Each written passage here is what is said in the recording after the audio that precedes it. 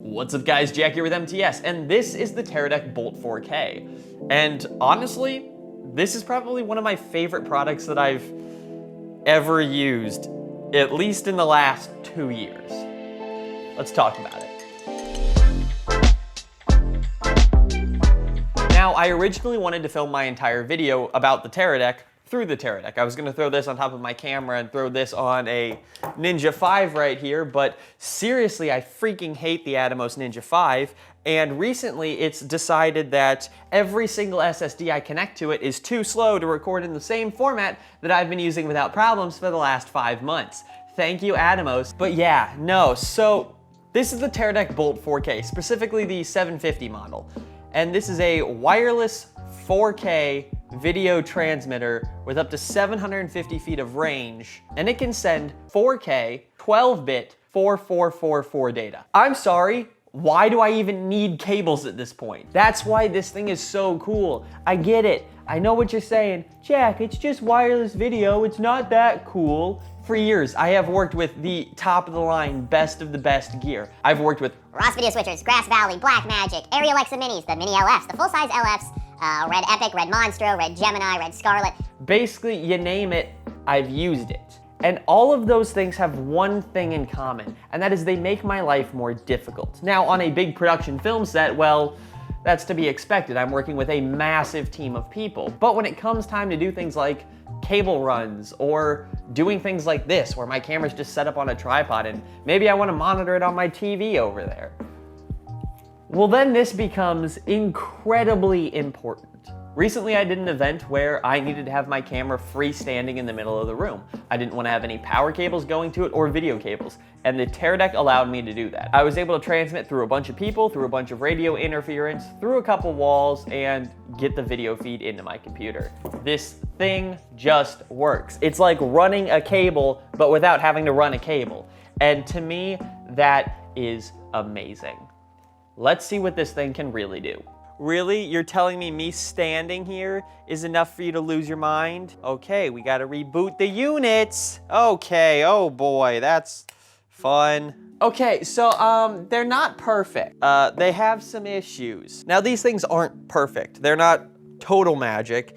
As you saw earlier, there are a lot of issues on startup with blocky, terrible, ugly looking video coming out of these guys. But I have never once had it happen to me during an event. Once you get these things actually, power cycled enough times for them to give you the good image, you're pretty much locked in with that good image. Now these are a few clips from an event that we did a while back up at my church. Now these shots were captured through the Teradeck on a Canon R6. The Teradeck's being set up about 150 feet away from wherever the camera operator was. Now these things were also having to compete with the signal from 3 other Teradeck units, a bunch of wireless mics, probably 200 people's cell phones, and they never lost signal and the image never broke down. So once you get these things booted up and they're working, you're golden.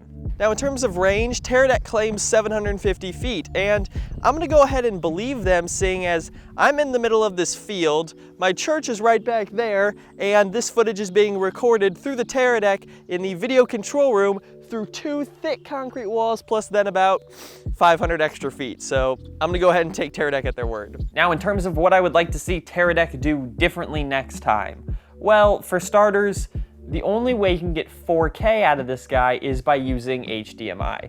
The SDI ports are limited to 3G, although you do have a loop out. Oddly enough, you don't have an HDMI output, so you only get HDMI in, but you get 3G SDI in and out. And I do like that on the receiver, the ports are recessed more, but I feel like that would be more useful in the transmitter, where I might have this on my belt. I might have this on top of my camera. I want these inputs protected. I don't want to be able to easily bump, these guys off. Versus the receiver, which is commonly left on a stand slightly behind the stage. So it's a lot less likely to have something go wrong with these outputs than it is with these inputs.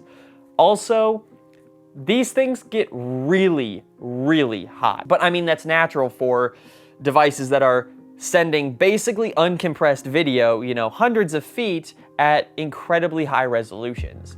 So I don't see anything they can do about reducing the actual heat output from these, because again, it just kind of comes with the territory. But I think this is the first time I'm ever gonna recommend a company put a fan in a product. Now my Ninja 5 has a fan in it, and because they're using FPGAs instead of ASICs, that fan is on all the time, even when I'm just using it as a basic 1080p monitor. So it's really freaking annoying.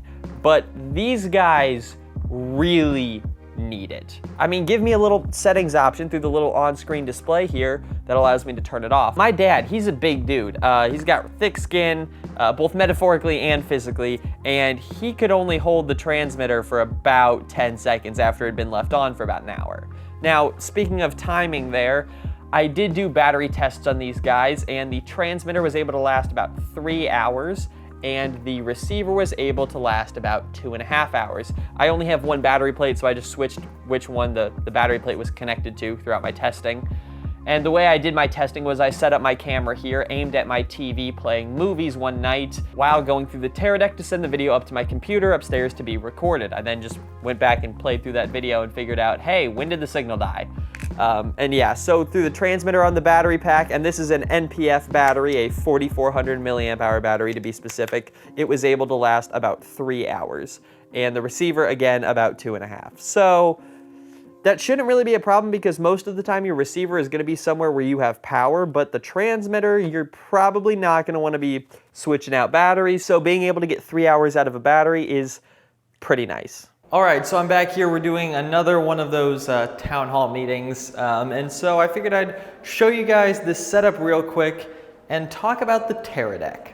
Okay, so the Teradeck right here is allowing me to have a one cable solution for all of the data that happens out there to get into me here. I have my cable from Aria Live here, and it's just a network cable that comes right into the back of my console. This is giving me internet, audio feed, and sending out video. And then it chains over here to my computer. But so the Teradeck is taking a beautiful 4K signal from my camera, which is on the other side of this wall, and it's allowing me to not have to run power or video cables to where my camera is in the middle of the room. I just have the Teradeck mounted directly to the top of my camera using a little monitor mount, and then it's being powered off of an NPF battery. This battery's 4400 milliamp hours, and I was able to power this guy up using one of these batteries fully charged for about 3.5 hours. And my camera can be powered on for like 8 hours, so that's not a problem. So at the end of the day, the question to be answered is, at $2,500, is the Teradeck Bolt 4K worth it? And for me and my use case, I'm gonna go ahead and say no. Now, I do enjoy using it, and it does make my job a lot easier, but at $2,500, I just can't really fit a Teradeck in the budget right now. I would use it more if I actually had it. I'm fortunate enough to be in a position where I have people all around me that have Teradecks, so for the job here and there where I need to borrow them, that's never been a problem, but I just wouldn't use it enough to justify spending $2,500 on. I'm really interested to take a look at other video transmission systems, hopefully at a lower price than the $2,500 for the Teradecks, but until I get some of those in hand, I'm just gonna leave you with this. I've used a bunch of different wireless video transmission systems in the past, and while you don't run into really image quality limitations with the less expensive units, what you do run into is latency. The Teradeck Bolt 4K, I mean, it's mind-boggling how low that latency is for it basically being uncompressed video. So if you need that, absolutely go for the Teradecks. If you're doing this stuff, using this like every day, go for it. It'll be a worthwhile investment. But it's just not for me. But anyway, guys, thank you all for watching. If you enjoyed this video, go ahead and leave a like. If you really liked it and want to see more of me in your subscription feed, go ahead and hit subscribe. I'll have links to the Teradecks down in the description below, as well as some of the other wireless video transmission systems I've tried out. But anyway, guys, thank you all for watching, and I'll see you in the next one.